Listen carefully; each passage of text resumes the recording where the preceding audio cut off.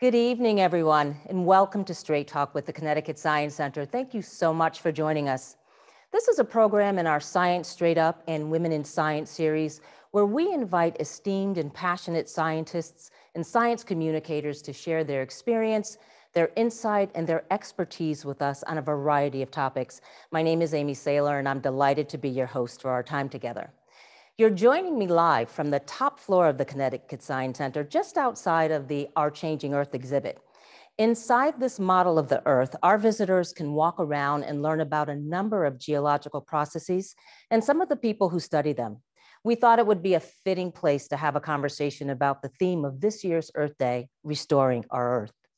We've assembled an environmentally minded panel of experts that, while coming from a range of professional backgrounds, all share a commitment and a passion for the topic at hand.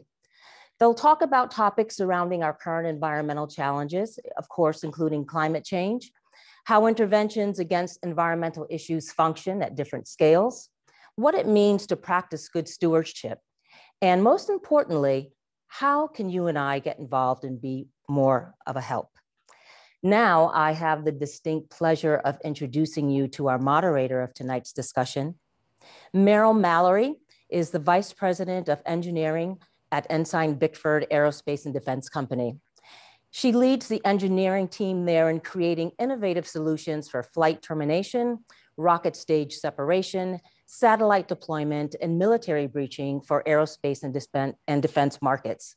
She holds a Bachelor of Science in Mechanical and Aeronautical Engineering from UC Davis and a Master's of Science in Mechanical Engineering from Penn State. She's a member of the Connecticut Science Center Board of Trustees and is also our Women in Science Committee Chair. Meryl is passionate about advocating for women in STEM fields, and she's interested in doing more to promote environmental awareness and protection. Thank you so much for agreeing to moderate our discussion this evening, Meryl. Take it away. Thank you so much, Amy. I would like to introduce our esteemed panel. I'm so excited tonight to have 4 amazing women come here to talk about the environment with us tonight. And I'll start with introducing Annalise Zimmer. She is a Master of Environmental Management candidate at the Yale School of Environment, studying climate policy and ecosystem-based adaptation. Annalise coordinates Yale's Climate Solutions Generator and was a delegate to the United Nations Climate Conference, COP25. For her master's research, she led the site selection process for a climate-resistant coral restoration project in Hawaii. Pretty nice. And before grad school, Annalise worked in a wildlife conservation in Guatemala, was a park ranger in Alaska, completed a Fulbright grant in Malaysia, Borneo, and managed the environmental programs from Ocean Beauty Seafoods. Annalise is from Kodiak, Alaska, and studied environmental science at Willamette University. Welcome, Annalise. Love to have you here. Thank you. Next, I'd like to introduce Leticia Colombia. She is an award-building scientist and speaker.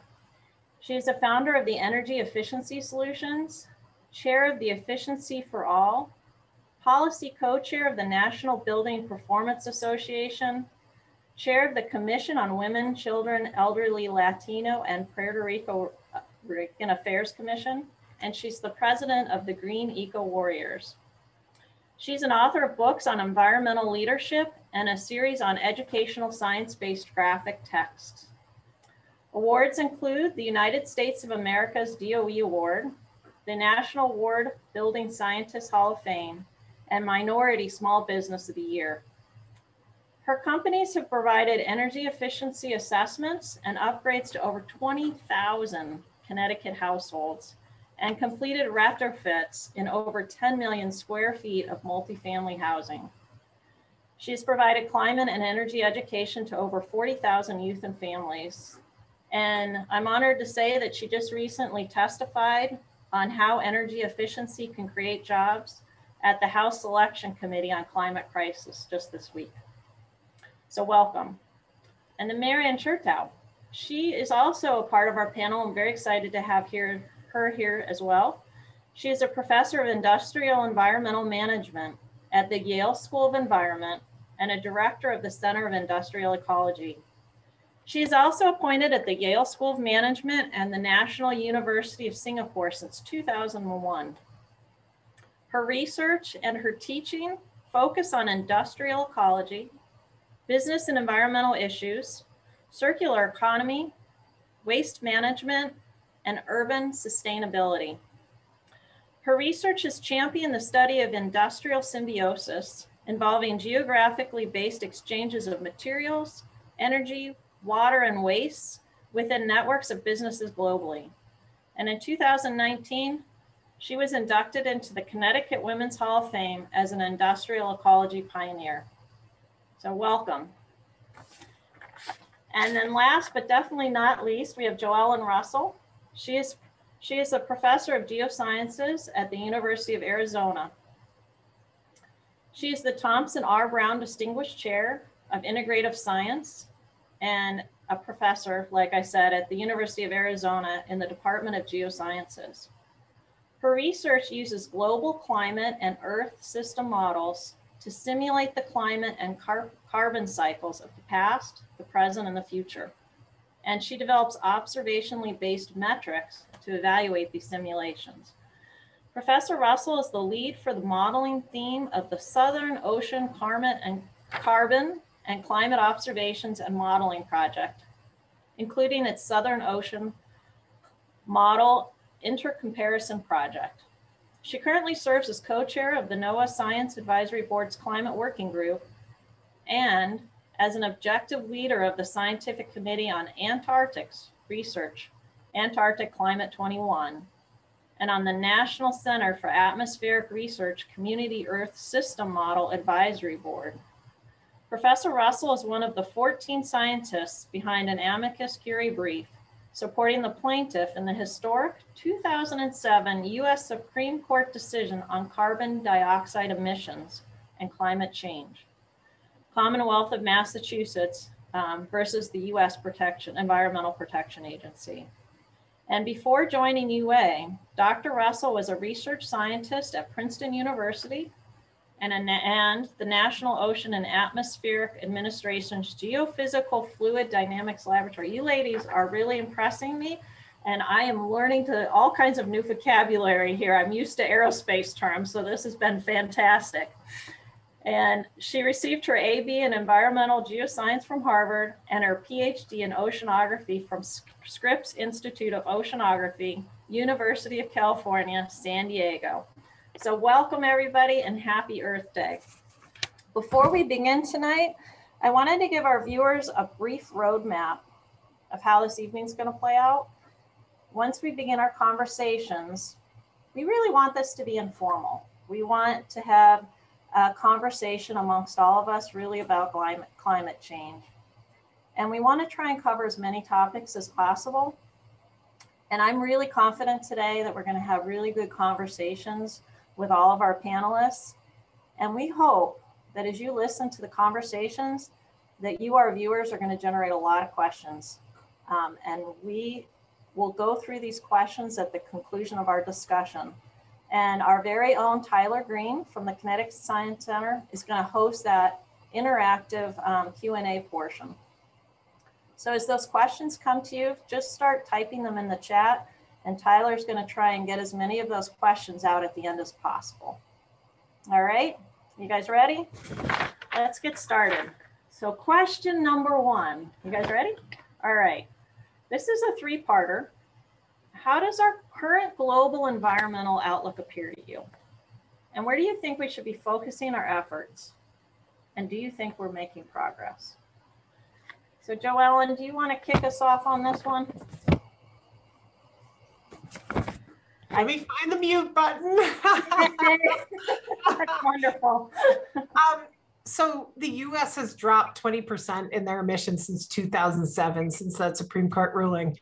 And it was basically done by people like Leticia, like people like Marion, like people like Annalise, who are leading both individual action to cut carbon dioxide pollution to the atmosphere, and collective action, getting more efficient at it, getting better at it, scaling it up, making it faster.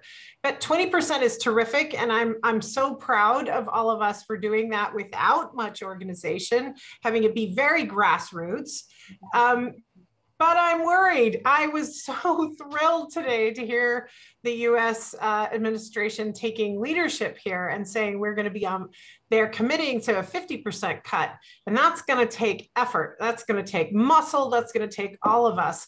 But I'm so thrilled at the idea that our collective action at the national and state levels is going to accelerate, because I feel like on the personal level, we've been pushing. There's more we can do. There's more we can do, but we need more effort, and particularly in making sure that that the effort we're putting in is beneficial to our minoritized communities that require additional support because of a lack of resources over the long stretch. So I love the idea that we're going to put this federal muscle into doing what is best for, it's best for us, it's best for our planet, it's best for our economy. There are so many good reasons to be doing this that I have profound optimism. We did 20% without getting organized. If we get organized, I'm certain we can hit that 50% target. I would love to make this a foot race. I do carbon accounting with supercomputers and robot floats and satellites. Mm-hmm. I would love to make this a horse race and see if Leticia and Annalise and Marion and all the rest of you could help us put, why 50? Why not 53? Why not 57? We can do this. Oh, so wow. I'll let the rest of them talk about the how. I'm just, woo, it's going to be great. All right, so whoever wants to start, how are we going to get to that 50% reduction? I am open. Go ahead, Leticia. I know you're burning to talk. I'm trying to unmute myself. I have to say, it doesn't ever seem like a thing until it's your turn. Anyways, that said, so once we've unmuted ourselves, we can get to work. No, I think that there's some real things that we need to focus on if we really want to draw down our emissions and really tackle climate change. One of the first things I think that's really critical is ensuring that people have access to information. I mean, how can people tackle a problem that they really don't understand? And historically, there really has been a lack of access to climate change information and climate action information, specifically in communities of color and low-income populations. Those groups have been historically left out and disadvantaged in most areas, but this is something that they really need to understand now. We really have about 7 years to figure this problem out, and the clock just keeps on ticking. In some ways, we can really tackle that problem, or some ways that we were talking about in Congress just recently is we could draw down our energy consumption by 30% or more just by retrofitting buildings all across America. So simple things that are proven ways to draw down consumption are air sealing a building, insulating a building, putting in new windows and new doors. These things seem menial, but actually it's a huge draw on our energy, because when we really think about energy, it's us using it, right? Who is the end user of energy? Well, last I checked, the bears and the bees are not really plugging in their iPods, their tablets, or heating up their little caves. So it's us, people. And so we need to really take a good look at ourselves and say, what are we using the energy for? How could we use less energy? How could we conserve by behavioral choices? And then how can we conserve by making changes to our infrastructure and systems, our energy grids, how we transmit energy to our homes, businesses, schools, and all the places that we use it. Because if it's closer, you use less in transmission. You don't lose as much on the way to the building, for example. So we could use energy that's produced closer to us. We could use renewable resources like solar and wind and site those closer to us. And then, like I said, my favorite is one that's just low cost and simple, and anybody can do it. And that's addressing their efficiency at home in their lighting. You can switch out your light bulbs for LEDs, which use 1/3. Yes, you save 2/3 of the energy just by switching out your light bulbs. Same thing with your domestic hot water heater, big draw. And the other one that people forget about is the phantom drop. So the phantom is using your energy when you're not paying attention. That's your cell phone that's plugged in, your tablets that's plugged in, your computer that's plugged in, your TV, your microwave, and all those little blue, red, and green lights that are on that we don't pay attention to. That could be 10 to 15% of your electric draw. So just paying attention to how you use energy is another way. And then I'll leave the floor for lots of other people because I'm sure everyone has suggestions. I know everybody's dying to get in here. So who wants to go next? Annalise, you're smiling. How about you?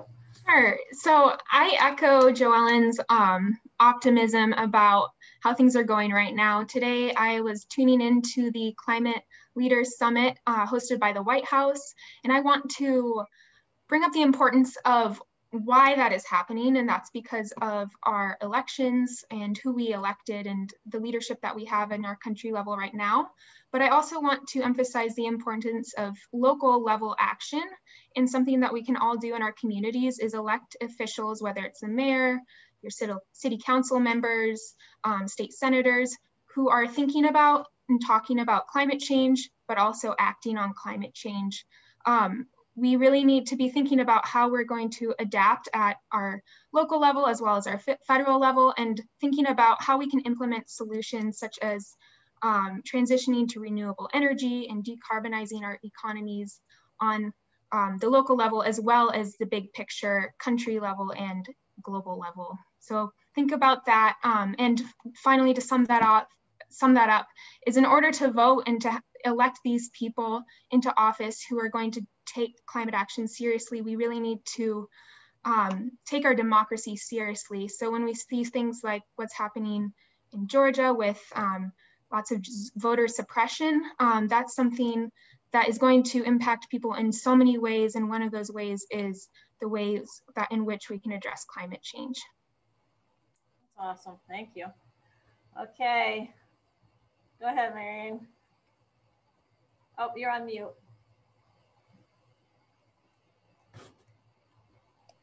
Well, I don't want to be pessimistic. My colleagues have been very optimistic. I do worry about a few things. And of course, the largest one of those is the climate. And I can't help but note on the energy front that here we are with 5% of the world's population, but Americans use 17% of the world's energy. So we have to confront these things. And the reason it's hard, and we've made a lot of progress, but the hard part is we have to change habits. We have to change behaviors. We're so used to jumping in the car. You know, we're so used to leaving on the water and overwatering our lawns, and things that really are really quite important to do, but it's hard to focus. The thing that I feel reasonably good about, even though it means more people are feeling bad, is that we finally recognize that the state of the climate affects everything. You know, it isn't just how many greenhouse gases do you have, but it's your economic plans, it's your supply chains, it's your housing stock. You know, how are you going to make housing stock? And now, of course, we can see it. People on the ground, the farmers, the fishermen, you know, they can see it. The real estate agents can see it. And that makes it really be crystallized. And I think that is the path to say, well, now that we can see it, maybe we really can change those habits and those behaviors. Yeah, and you're saying they're seeing it because they're seeing the change in weather. When you talk about the farmers, because it's getting a little bit warmer, a little less rain in areas. Yeah, it's drier. It's not just a literal. My mother's lilacs, I'm sorry, I'm gonna give it back to Mary in just a second, but my mother's lilac bushes, she's been in the same house since the early 80s, and her lilac bushes bloom 23 days sooner than they did originally. And I don't know about you, but that's true everywhere. The seasons have shifted. It gets warmer sooner, which is okay if you're tired of sludge and snow out east, but is terrible if you're like me and you live in Arizona and you're like, my kids had 108 days over 100 degrees, and our normal here in Tucson is 62. Wow. That was last summer. It's extraordinary. We were walking the dog at 5 a.m. to not burn his little feet off. I'm not joking. I had my kids roused out of bed by 6 a.m. in the summer because the only time of the day it was cool enough for them to play outside. I let my kid go out at 9 to go bike riding, and Maeve came home complaining of a headache and really flushed and sweating, and she had heat stroke. It was in the middle of COVID. We couldn't take her to the hospital because we were afraid, and so we're put her in a cold bathtub and then pour her in the ice cubes. It was scary. And that was 9 o'clock at night?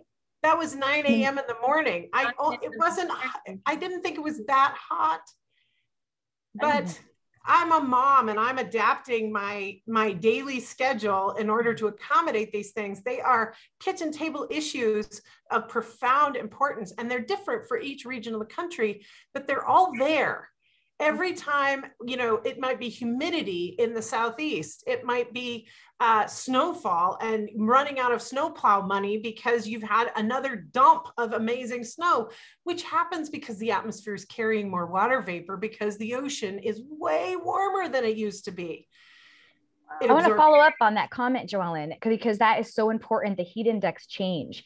And I work with a lot of contractors that are actually out in your area, and they are having a huge increase in demand for air conditioning. But this isn't just happening where you are. In New York City, we have had a huge influx of the need for air conditioning in multifamily housing. And this is a problem that's really never existed before. And this is happening all over. Yep. And once you switch to air conditioning, you have to switch your windows. You have to insulate your roof. Because your house was originally designed for airflow, but now that it's so hot, airflow is not your friend. You have to get better sealed windows, less sunlight through, insulation to make sure you're not losing that. It's a really different, and multifamily housing is even harder to retrofit. I mean, it's really serious. And again, too, is your slumlord going to actually invest in this to make the bills smaller for people who live in hers housing? I doubt it. This is going to take some muscle from regional, local, and federal government. We can't just let everybody fend for themselves when it means that every time we want more air conditioning, people shouldn't be heating their homes with their stoves, and they shouldn't be putting little tiny air conditioning window units in either, because these are inefficient and bad for the environment and really expensive.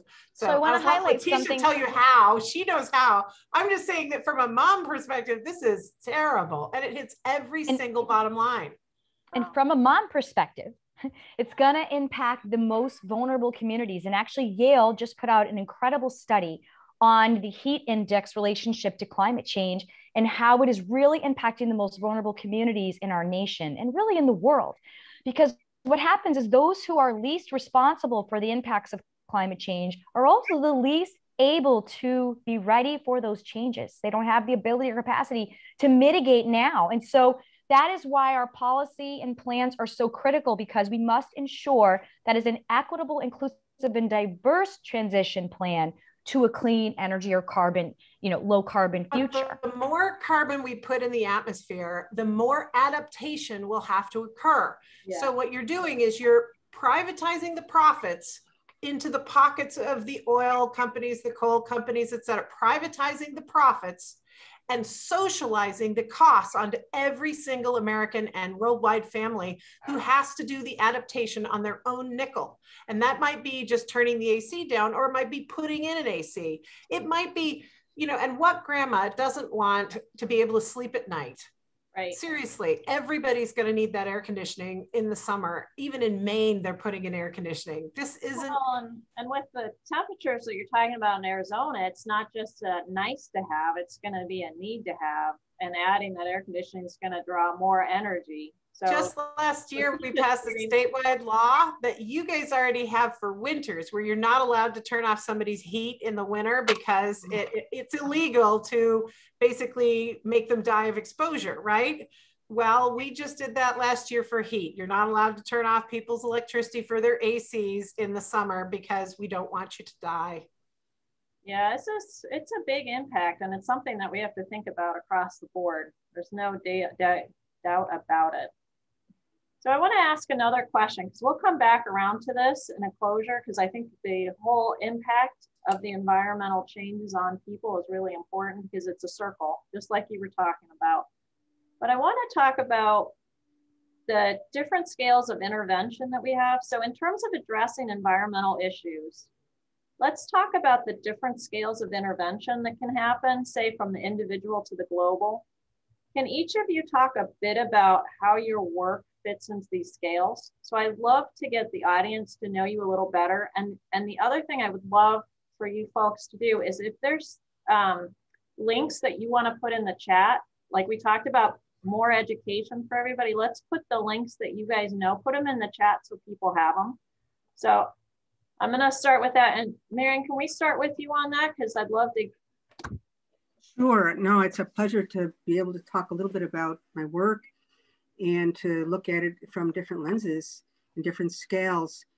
I'm very interested in waste. I call it garbage, and waste reuse.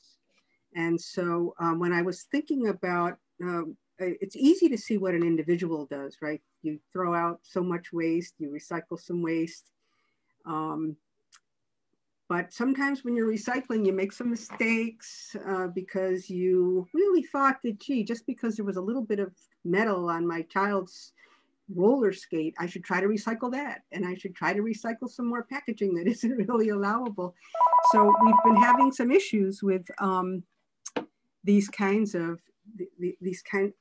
extra things that we do. So at the individual level, well, so you put a few bad things in there, so what? But as you start to scale up, your city waste, it gets more and more contamination. And I just looked at some numbers this morning for another project, and I saw that 30 years ago, the waste stream was 3% contamination. In other words, things that couldn't be recycled. And you know, the mayor's on the phone. I'm gonna have to tell him he just can't talk. Oh, he's gotta wait. Yeah. Thursday, come on. He's a graduate of our school, actually. So go, Marion, go! Woohoo! Powerful women! Yay! That's it. Yeah.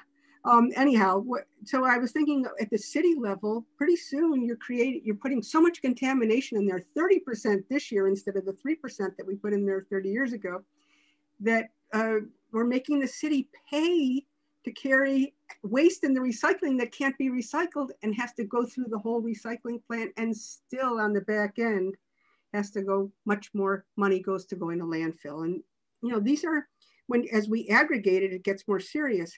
At the country level, our waste is so contaminated that China, which was taking our waste, actually said, no, we're not going to do this anymore. Your stuff isn't really recycling. It's really just more garbage.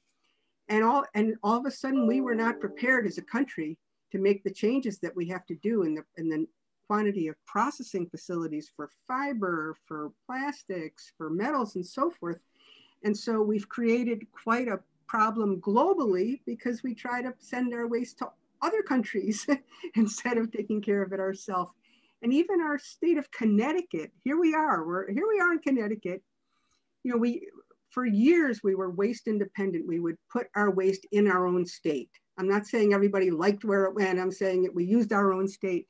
And next year, when one of the old tired waste to energy plants closes, we're going to export half of our waste, over 100 million tons, to somebody else's land, maybe indigenous land, maybe in Ohio somewhere.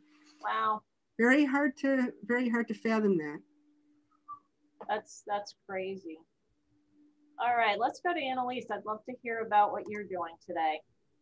Yeah, so I'm focusing my studies at Yale on nature-based solutions to climate change, which is basically a combination of conservation science of natural ecosystems and climate policy, especially on the international level.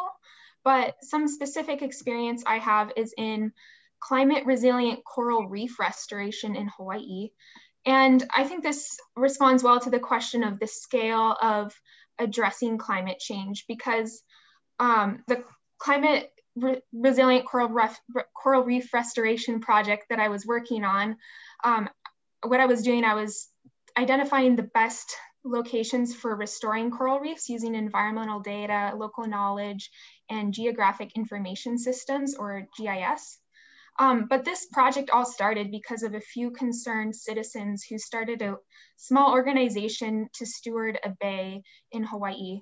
And this research, my research and the research of other scientists that are looking into this, the success of this coral restoration, this could be scaled globally and could really help address the issue of climate change impacting coral reefs through bleaching events because of the warming temperatures of the ocean, as well as ocean acidification, which is the process in which the ocean absorbs carbon dioxide that has been emitted into the atmosphere, and then it becomes more acidic and harder for lots of creatures to live in.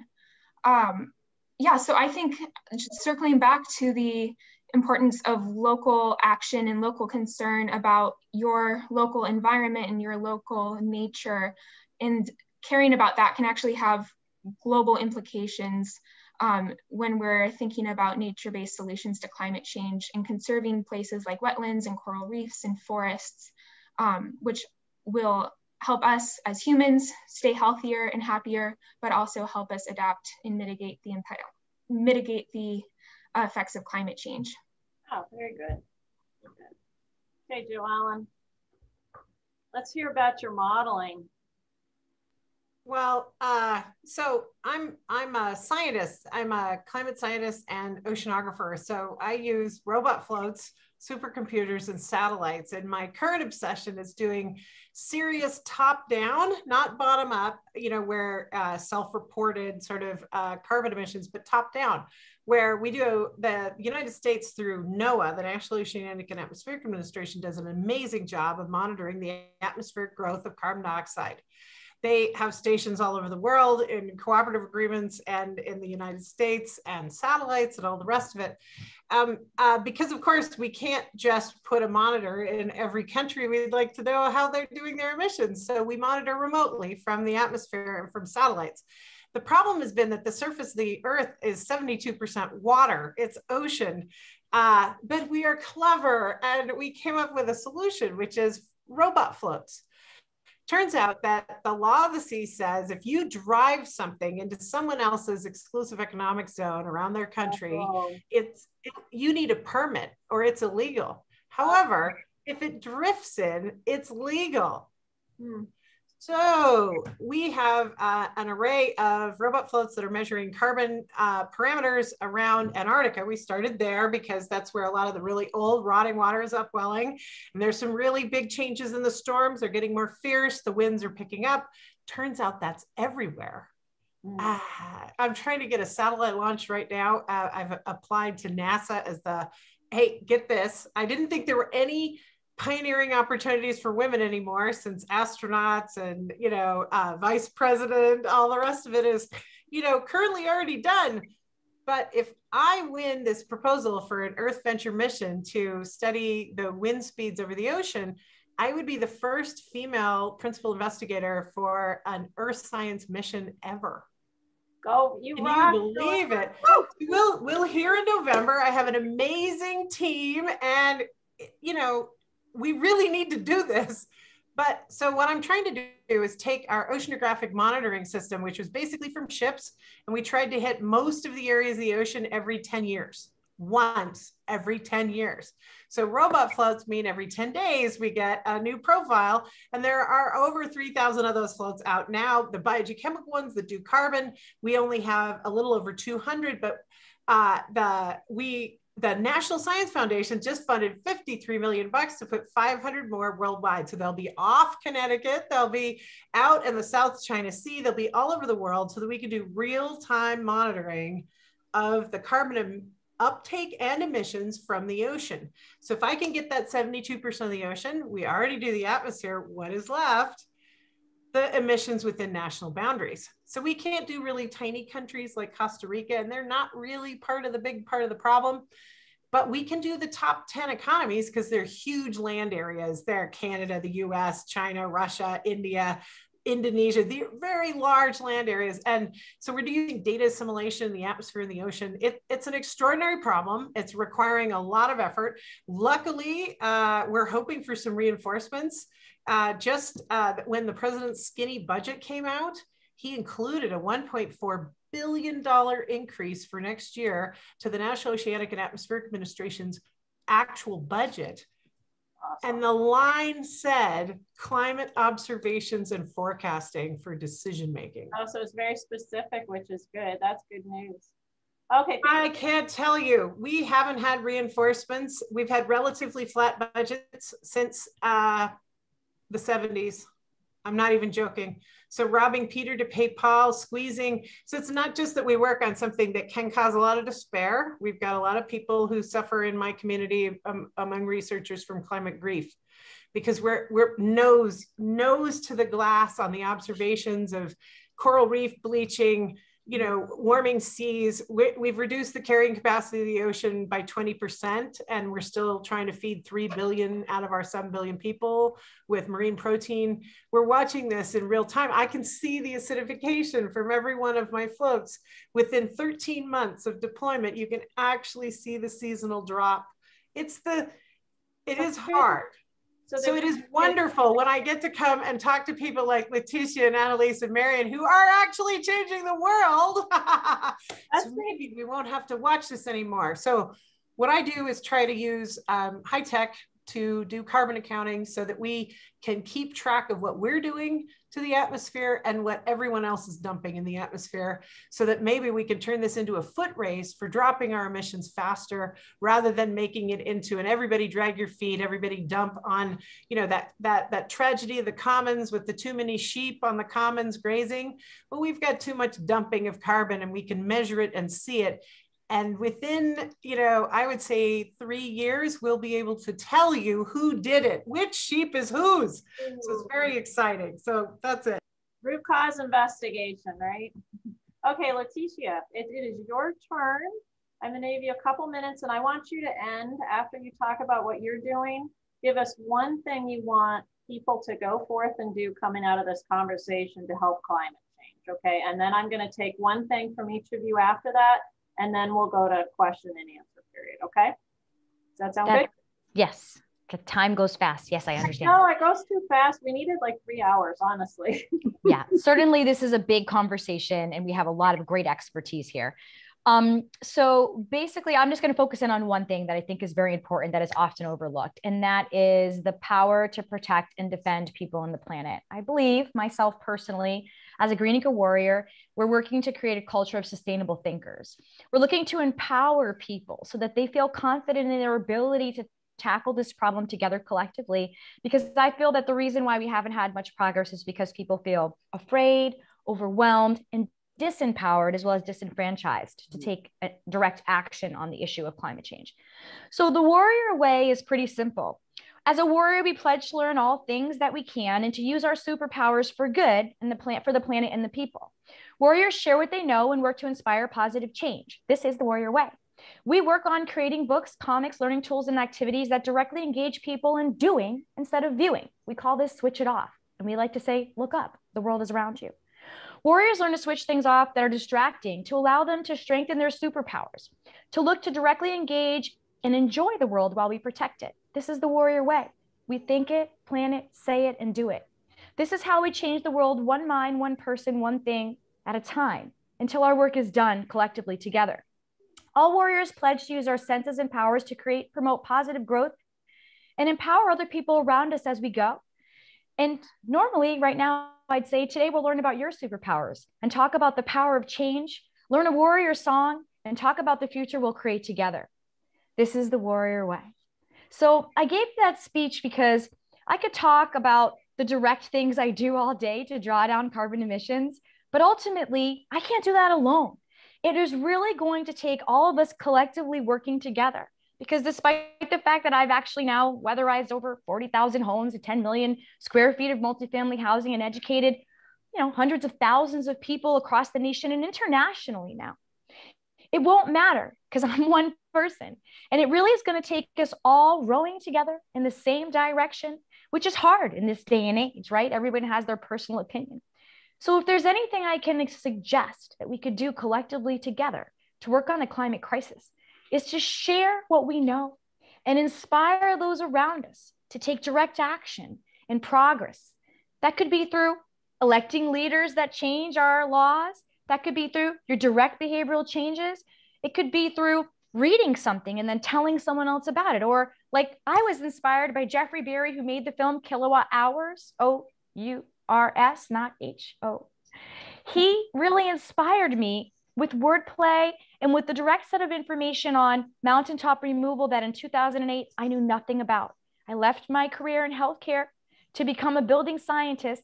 And now I employ a lot of people in the industry and I work on this problem nationally and internationally. So sometimes something small that we do becomes something really big, like a pebble we throw in the water, and those ripples keep going and going. That's what I think each of us here as experts and as humans and as people who work together, as Americans for that matter, can do for one another to continue to inspire and lift each other as we go and engage those around us really who have been historically left behind and ensure they're at the table making decisions and plans with us. So thanks for allowing me to speak. Yeah, no, that was good. Is there 2 words, Joellen, you want to say, just because we're getting on to the question and answer person too. One thing you want people to do in a very short couple word sentence that you want to see people go forth and do. Joellen, or whoever wants to go. Mary. Oh, mine, I have short 2 things and I could say them in 1 sentence each. Perfect.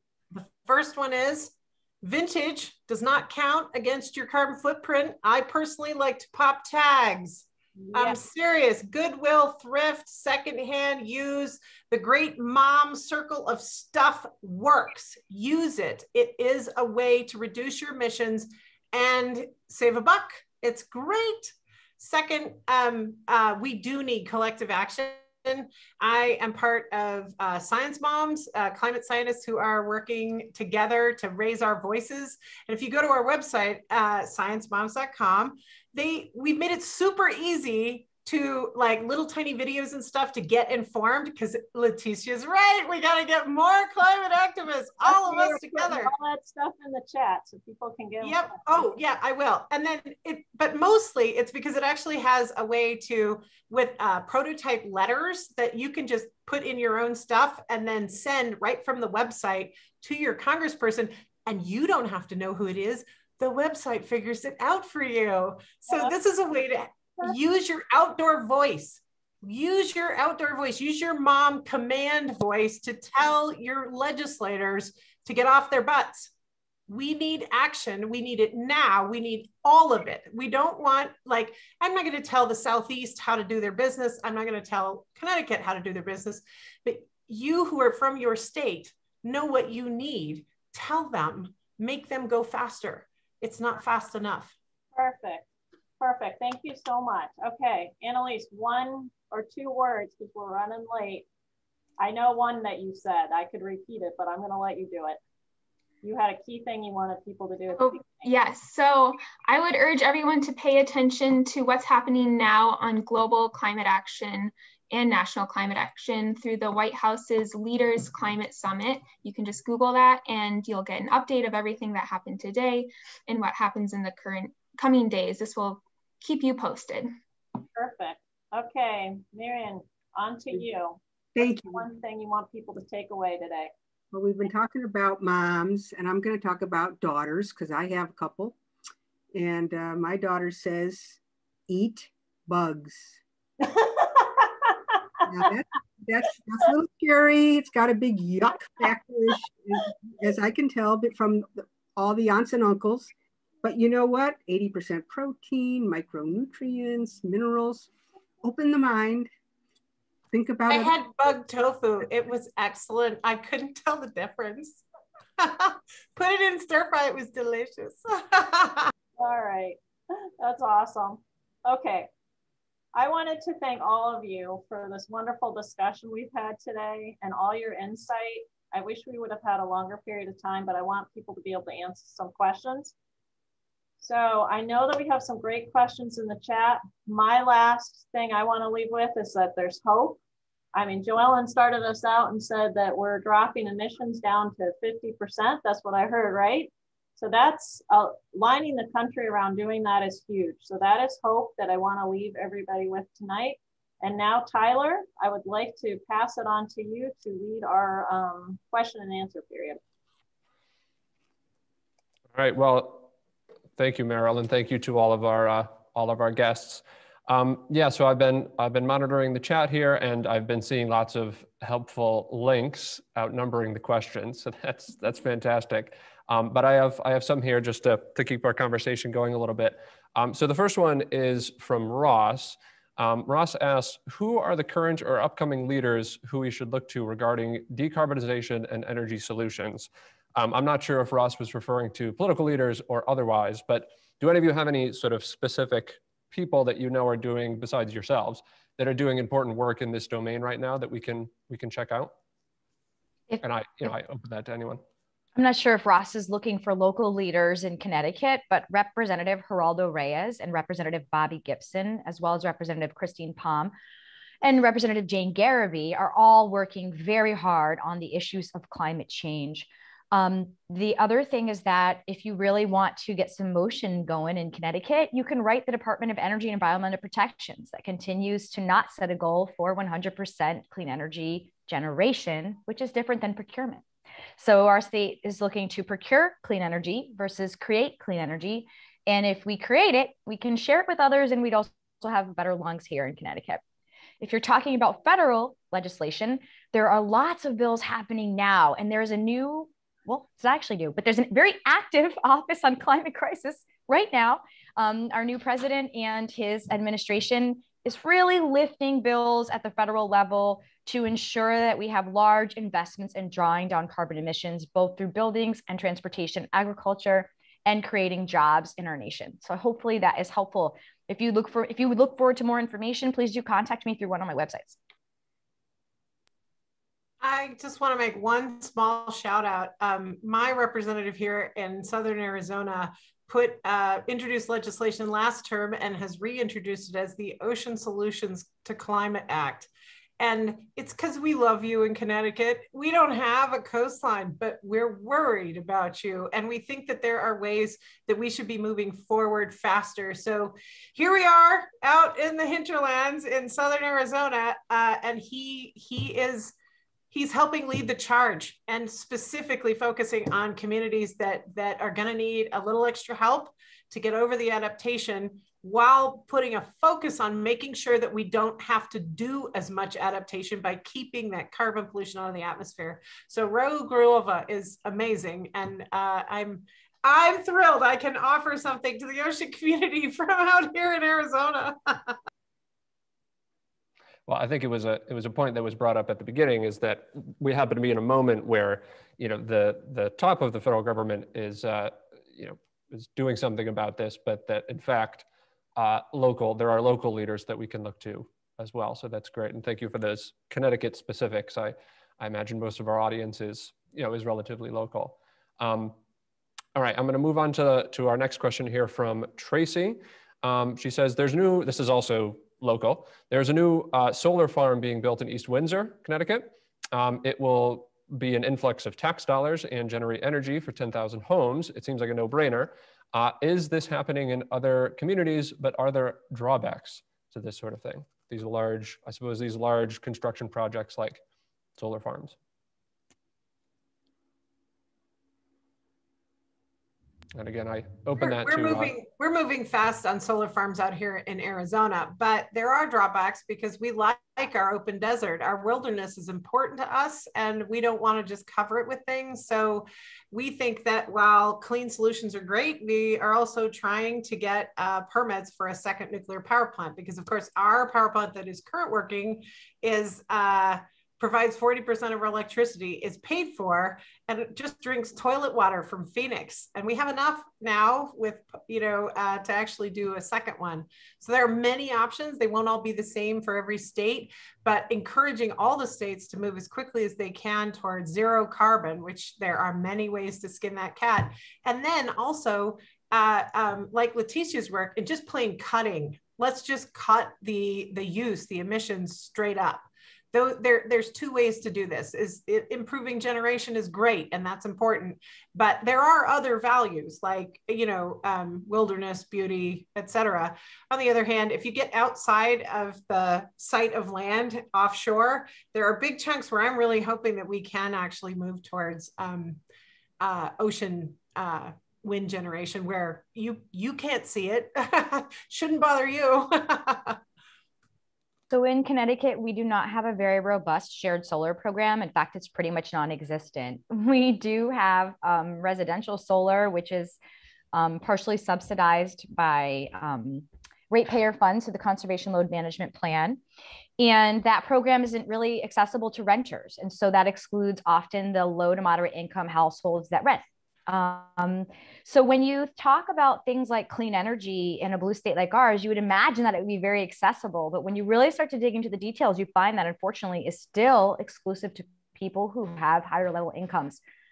We do have a green bank in Connecticut that tries hard to figure out ways for lower income people to be able to support these solar panels, and also they have great interest in making all of their programs more accessible through a foundation. So I agree it's hard, but at least we're trying.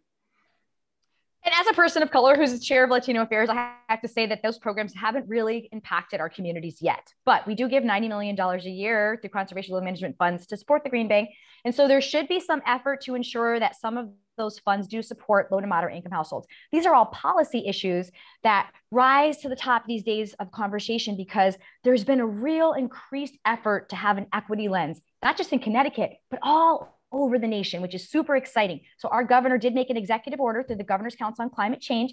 And in that order, Ned Lamont required that the new Governor's Council look at all of our planning on climate change through that equity lens. And that report is about to be released. And it was a really great effort on the part of DEEP and the state overall, and a lot of experts from Yale, including Marianne Engelman-Lotto, who is now at the EPA with Biden.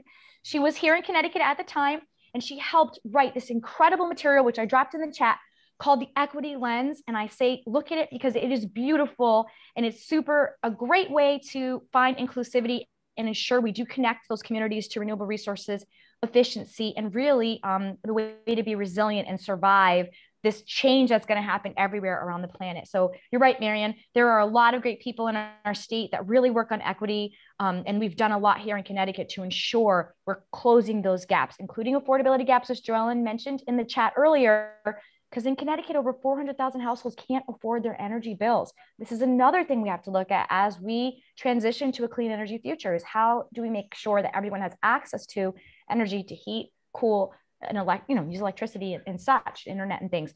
So great questions. Again, I wish we had like one more hour because there is just so much to say. There is indeed. I want to move to the next one, and perhaps it'll be our last, depending on the answers. But I want to reach our youth in the audience here. We have a question from Luna, who is age 12. And I'm actually going to direct this one to you, Annalise, just to bring you into the conversation here, but also I think it applies to your work. Luna says that I aspire to be a politician when I grow up. How can politicians push to fight climate change? This is a three-parter, by the way. That's part one. Part two is, how can kids help defeat climate change, help address climate change? And then finally, this is a serious one. Also, what are some examples of sexism in environmental work? We've obviously chosen our all-female panel here very purposely. Hopefully, Luna will find some role models among you. But Annalise, if you want to start us off with this one. Thank you, Luna, for such an amazing question. And I love how ambitious you are, and you're going to change the world. That's awesome. So I'm going to go backwards and answer your question first about sexism. In environmental work, there are a lot of examples of sexism, but I think focusing on the impacts of climate change on women, and in particular, women of color, these communities are burdened the most by climate change. So that's something to really consider moving forward as you and other politicians think of solutions that can address climate change. What can kids do? You are off to a great start coming to this sort of event and talking about it. Talk to your friends about climate change, get your parents to talk about climate change with you at the dinner table, get your aunts and uncles and all your family members who kind of don't really want to talk about climate change. You have a special power as a kid to get people to care about these issues. So please use your power as a kid to do that. And then when you are a politician, and I will vote for you, you're awesome. Think about, like I mentioned, the communities that are most impacted by climate change. These are communities of color, more marginalized communities, women. Think about how your solutions can address the problems in those communities without hurting them more. So one of the current criticisms of renewable energy is that we have to mine for lots of minerals to build solar panels and wind turbines. But I think there's a way around that, maybe using Professor Chertow's research to be able to use the industrial ecology and recycling of these metals so that the communities that are located where these mines would be sited are not further impacted. But Luna, awesome question. Keep up the good work. And thank you for coming tonight. Yes, thank you. Thank you very much. And we are sort of nearing the end here. So I just want to thank everybody again for your fantastic questions. This is a conversation that continues. In fact, I think we've learned that it must continue. And I just want to thank all of our guests again for your insights, your expertise, and for your passion. We've definitely hit a critical mass of passion this evening, and it's contagious. All right, so if our viewers have been enjoying this program and you want to support us, please do consider supporting the Connecticut Science Center by making a donation at connecticutScienceCenter.org or texting Love Science to 44321. I also want to share with you a very exciting event that we have coming up here at the Connecticut Science Center. We invite you and your families to join us at MakeFest, Make It Grow. It's Saturday, May 22nd, which also happens to be our Family Gardening Day. In keeping with our theme, the Science Center aims to highlight the importance of growing healthy, smart, green, and local through engaging on-site and virtual demonstrations, displays, or activities, all centered around Connecticut gardening and agriculture. So we look forward to seeing you then. All right, so with one last thank you to our panelists, I'm going to send it back now to Amy to close us out. Thank you again, everybody. Hi, what an incredible conversation. It was fun, it was informative, and absolutely I agree with my colleague Tyler. We have definitely hit the critical mark for passion and enthusiasm. Thank you ladies so much. Thank you, Meryl, for moderating. Marion, Joellen, Annalise, and Leticia, you bring such a wealth of knowledge and true concern. Thank you for demonstrating your support of the Connecticut Science Center and advocating for women in the sciences. You guys have been fantastic. Miriam, if your daughter has some recipes that incorporate bugs, That'd be good. right? I'm pretty certain we can get some folks here at the Science Center to test those out. So please feel free. You have my contact information. Seriously, send those recipes along. And her Instagram is Get Buggy. Get Buggy. Okay. Well, thank you again. Happy Earth Day, everyone. And tonight's program would not be possible, of course, without the support from our sponsors, the founding sponsor of the Women in Science Initiative, the Pettit Family Foundation, along with additional support from Voya Financial and Vistra. I'd like to encourage everyone out there to take this opportunity, help us, the Connecticut Science Center, identify all of the STEM professionals, the individuals and students who are doing great work in STEM in Connecticut. The Connecticut STEM Achievement Awards nominations are open until May the 24th. The honorees will be celebrated and announced at the Green Gala on Saturday, October the 2nd, 2021. So I hope you will all enjoy the rest of your Earth Day evening. Thank you again for joining us at the Connecticut Science Center, and we hope to see you again soon. Good night, everybody. Thanks, Amy, it's Henry Link. I just want to say that tonight.